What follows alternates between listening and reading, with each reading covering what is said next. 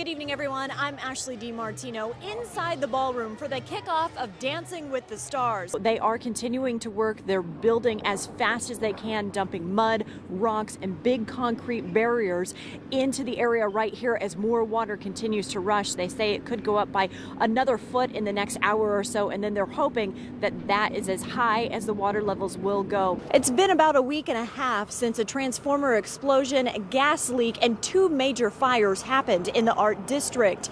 It could take weeks or months to clean up, and that is time the businesses just don't have. In a live look at Desert Doppler, we were talking about this earlier, this push of moisture that's coming up from the south. I'm freezing up here right now, and I have so many layers on. You have no idea. The snow has steadily been coming down up here at Mount Charleston. We have to wait and see what happens with our weather pattern over the next 7 days. But breaking records today, so even tying the record today. Tying the record, okay. But, yeah. So even though autumn's in the forecast, summer's not done with us just yet. No, not yet. And then, you know, it happens. We don't really cool down until October, unfortunately. All right, thank you, Ashlee. Well, Trisha, I have to start off my live shot by saying that I have been chasing this storm around the valley all day long, me and my photographer Travis, and it wasn't until just 5 minutes ago that we finally got a little bit of rain to start to fall here in the valley. No names, no recognition. For 145 children, their ashes sit here. For the community, it's a final resting place for these innocent victims. We have concern heading into tomorrow. Weather First 24-hour day planner to show you lots of sunshine, a light breeze out of the northwest, 98 by noon, but 105 the expected high for tomorrow. That's 15 degrees above the seasonal average and under the excessive heat criteria. I've got watches and warnings to tell you about and what you would expect for the rest of the week coming up in just a bit. Lake Mead was nearly full in 1999, but has sunk 40%, creating the bleach white bathtub rings around the local mountains. Just in the past 5 months, the water levels have dropped 15 feet, and 4 more feet will mean that it's been the lowest since 1937. And next Tuesday is when somebody will finally leave the ballroom. In Hollywood, Ashlee DeMartino, Channel 13 Action News. Welcome back. Weather first, heat just continuing for us here in the valley. Today makes 9 days in a row of triple digits, first day of July. And we know we started with triple digits last July. We had consecutive about 7 days in a row before things started to break. And that could be the weather pattern that we see here this year in the valley. 106 our high today, 103 is where we should be for this time of year. The winds were rocking and rolling around the valley once again this afternoon, coming out of the south, still strong out there at this hour. Our current wind gusts are between about 15 to 20 miles an hour. And our peak wind gusts this afternoon were not as strong as they were yesterday, stayed under that 30-mile-per-hour mark. McCarran Airport was the strongest with 29, Nellis Air Force Base the weakest with the strongest wind gusts of 18 miles an hour. More winds on the way for tomorrow. High pressure still keeping the monsoonal flow in New Mexico and up through Colorado at this point as we are staying nice and dry.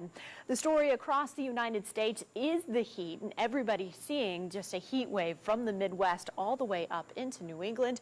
We do have showers, though, breaking out across the south, and of course still seeing that moisture that is spreading across Texas as well. A lot of these showers should calm down throughout this next week if you are traveling because of the holiday.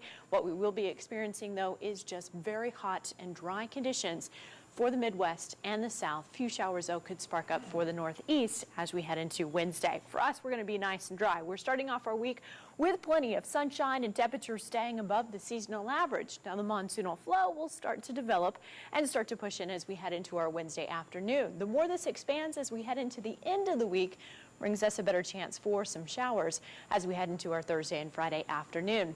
For tonight, though, clear skies out there. 79 are expected overnight low in Las Vegas, 69 for Pahrump. We will see 57 for Tonopah and 77 for Laughlin.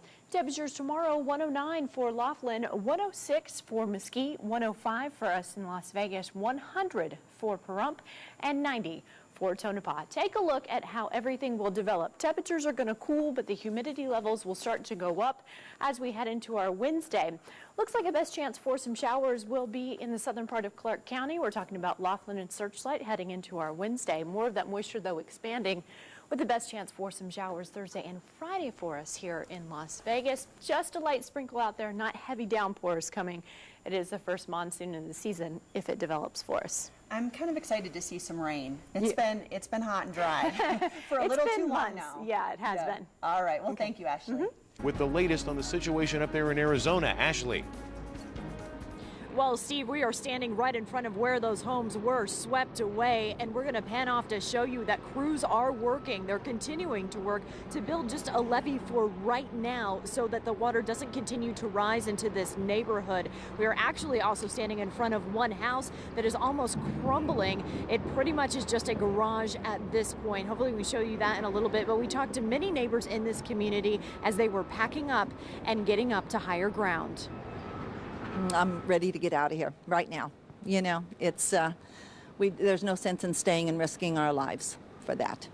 Our lives are more important than our house.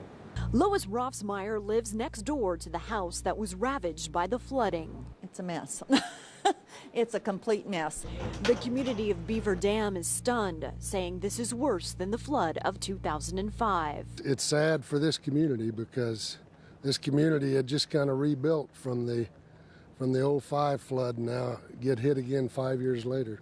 5 houses swept away, several crumbling into the water, while a few hang on by a thread. Is a brand new house that they showed just going into the water. We couldn't believe it where it was. We couldn't believe the water could have gotten that high. I just feel so bad for everybody. Neighbors are helping neighbors grab what they can as crews work swiftly to do what they can to save the rest of the homes. You know, it's all immaterial things. If it goes, it goes. And many of the neighbors that we spoke to said if it goes, it goes. At this point, it is just safety for their family, and they are at the Red Cross shelter or they are staying with other family friends that are in the community. This is a look at that house. Again, it's just a garage that is left, and the house next to it has lost the back porch, and everything that was behind these 2 houses. Those are the 5 houses that have already been swept away. So they are continuing to work. They're building as fast as they can, dumping mud, rocks, and big concrete barriers into the area right here as more water continues to rush. They say it could go up by another foot in the next hour or so, and then they're hoping that that is as high as the water levels will go. But of course, everybody in this neighborhood and in this community coming together tonight to help one another out. And we'll have some more on this situation coming up at 5 o'clock tonight. For now, live in Beaver Dam, Arizona, Ashlee DeMartino, Channel 13 Action News. There are great museums around the world, the Modern Museum of Art, the Metropolitan. There's nothing like this one. And that's who we are. It's part of our culture. It's part of our past. With tales so intriguing, there's no need for embellishment. The Mob Museum reveals an insider's look into the events and people on both sides. And in Vegas, if you know the mob, you know the Goodmans. And of course, so many of these names are so familiar to me because Oscar represented so many of them, but I didn't put the face with the name. My life sort of tumbled out in front of me, and some of it is in this museum here. That was a very special day for me because it brought back memories as to what I did as a professional defense attorney. The museum has some of the most iconic artifacts, including the brick wall from the St. Valentine's Day massacre and the barber chair that Albert Anastasia was murdered in. I didn't do it, I promise. This is just one of the many exhibits here in the Mob Museum. So whether you're looking for Las Vegas history or mob history or trying to find one of your family members, this museum has a little bit of everything. There is also a variety of interactive exhibits and films. What is your favorite thing in the museum? My husband. Your husband? Visitors can shoot a simulated Tommy gun and listen to real FBI surveillance tapes. Do you think the mob's still around? The only mobster who, or alleged mobster or former mobster who's still around is an old client of mine who came in who wants to come to the opening tomorrow. Ashlee DeMartino, Channel 13 Action News.